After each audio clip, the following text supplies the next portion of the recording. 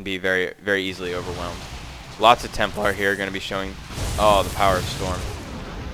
Just whittling down those Mutalisk HPs.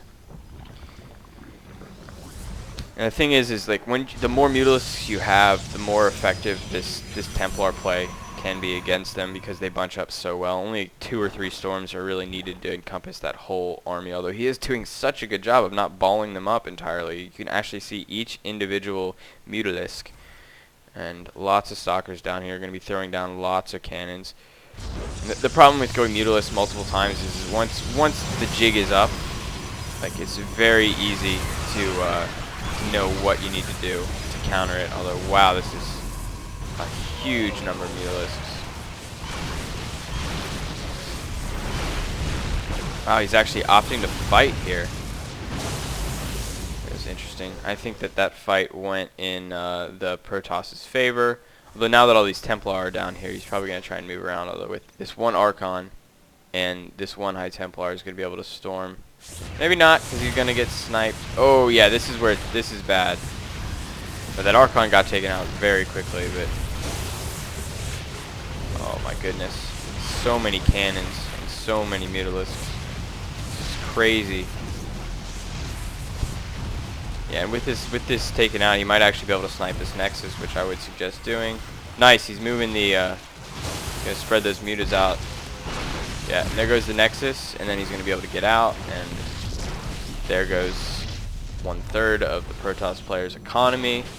Meanwhile, he is now on 4 bases. I would like to see, yeah, he's definitely droning up better than he did in the 3rd game with this same strategy. Lots of spine crawlers, always good. I would like to see him maybe advance the creep and plant a huge army of spine crawlers here and a huge army of spine crawlers here.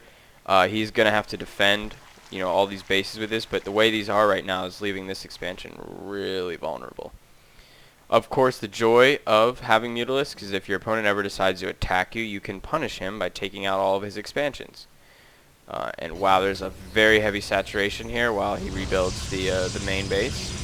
And it's always nice to take out a base right around the time when it's almost out of money, because then they have to decide, oh, do I have to spend the 400 minerals to, you know, make maybe like 700 minerals on top of that due to the amount that's left. And wow, mutas are just decimating. How many mutas are there? Just about 27 mutas, and I know just about, and then I said the exact number. So Blink Stalker is going to be doing pretty effective micro here against these spine crawlers. So look to see this base fall, unless he can get his Mutalisk fast in time. But I honestly would just push this advantage and take out all of his mining bases. Really don't know what he's doing with these mutas. There's no need to be worried with these mutas. You can just trade bases. Like there's absolutely nothing wrong with doing that. Only 2 High Templar here and like 3 or 4 cannons. Completely legitimate play there. I think he's deciding to do that, but I don't know. I feel like this might be a little bit too late, because now the Protoss player can effectively move over and take this base, and then it's going to be a 1 base versus 1 base play. But yeah, these Mutalisks way too slow, and this is not what you want to be doing with them. When you have this many, there's no reason to send them for a good 20 seconds to kill 1 Stalker. And this whole time, he's essentially allowed this base to run unchecked when he could have taken it out while he lost his expansion over here.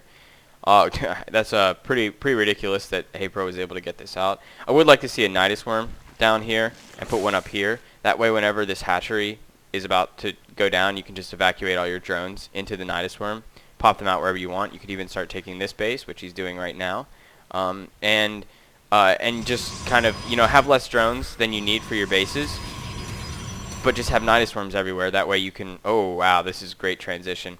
Not getting Broodlords, just going straight to Ultralisks and using Mutalisks and Ultralisks together. Ultras are going to negate the Blink Stalker play, as long as you have some Speedlings to get in there to harass. Also going to negate the Templar play, although not so much Archons, because Ultralisks are pretty poor against Archons, because they still only do, how much damage is it? Yeah, 15 damage versus Archons a hit. They have a super fast attack speed, though, so it's pretty effective. But with the large size of Archons, as well as their 350 health of psionic armor, they're actually very effective against those big units that do a lot of damage versus armored, like immortals, siege tanks. Once the expansion, or once the patch changes them to 35 armor, hit on the tank blasts. So where are these mutalisks? I don't see them at all. Oh, there they are. So it looks like he's opted to stop producing mutalisks. He's at 2-1 upgrade, so I actually think that it would be good to continue producing them. But he is making 8 ultralisks right now. As you can see, the food difference is pretty ridiculous. Army size is 194 to 131. Protoss player has had a lot of trouble dealing with the harassment at his bases this game. So I'd actually put Zerg much more ahead than he was the previous game that he ended up losing. These ultras came out a lot faster, and I would like to see some ultras come up here, because he knows that with this placement they're going to end up, and that's what we're going to see right here. Zerglings are going to come in and surround. Oh, this is so nice. If only there were a few ultralisks over here. All you really need is 1 or 2 ultras when it comes to yeah, get in on top of those Templar. Get in on top of them, in which you get, oh, that's nice. He's going to lose a lot of mutas here, but he's going to waste all these storms. And as you can see, the Protoss player pretty much stormed himself as much as anything else. And ultralisks are actually fast enough that you don't really need to, you can't actually stop micro with stalkers, or they'll get in range and then they will kill them. As you can see, they're kind of getting in here, and the blink is really the only thing that you can really use, but one shot from it kills it. There's a lot of cannons here, so this is just suicide. I don't know what he's doing. What the heck is that ultralist doing? But in the meantime, lots of death and destruction raging over here. Oh, come on, kill those probes. Yeah, that's dirty. Absolutely dirty. You want to take out that Templar Archives, that way you can continue producing mutalisks. See, this is what I would do in this situation: is take out this Templar Archives and then just switch back to mass mutalisk. With, obviously some Zergling support, but that goes without saying, seeing as your money is currently at. Oh, nice Nidus Worm. Really nice placement, and good timing on that. Right when the attack is done, the Protoss player is just now thinking about remacroing up and rebuilding his forces. Just hit him again with more forces. Don't really know what the point of attacking this base with it. I would actually put the Nidus Worm like right here and come in, take this out, and then be able to come in over here. At this point, with this many cannons, switching to Broodlords might be a good idea, just because you're already 2-1 with them, and because you know that your opponent isn't going to have the economy to support Void Rays like he was in the 3rd game. But Mass Ultralisk works too. Jesus Christ, that's a lot of Ultralisks. Let's look on the production tab, see if there's any kind of change going down. Nope, 7 Ultralisks. He's got, he's at 4 armor, 1 damage. Hasn't really been using ground forces that much, so it's understandable that his upgrades are where they are. Against Stalkers, I would actually go with the damage upgrade rather than the armor upgrade, just because, they do 16 damage at +2, which is where they're at right now. They do 16 damage a hit to armored, so that the little extra armor is going to be nice, but it's not going to be as nice as increasing their damage versus armored units by like 6 or so. Oh, and this is a poor situation for Protoss to be in. Although these Archons are doing such a good job of dealing with the Ultralisks. Archons do a ton of damage to Ultralisks, and they tank Ultras very well.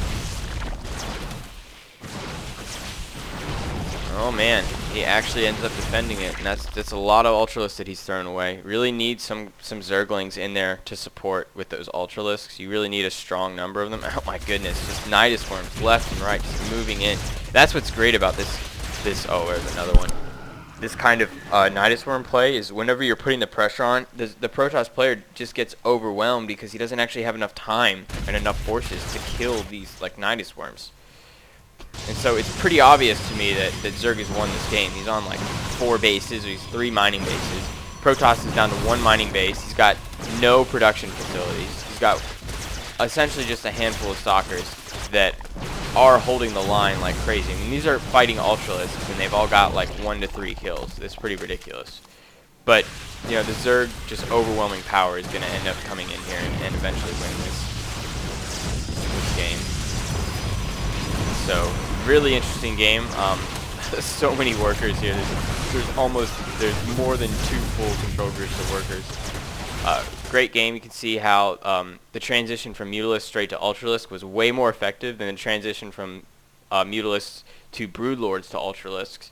Just because Broodlords kind of have the same units that counter them as Ultralisk, the Void Rays, and by going Broodlords, which are less mobile units, the Protoss player had time to react, and in this game he did not. So great series. I guess Hasu ended up taking it 3-2 regardless of this last game, but it was a great game to watch. Really enjoyed casting this series. Let me know what you guys think if you want, and look forward to doing another one later. All right.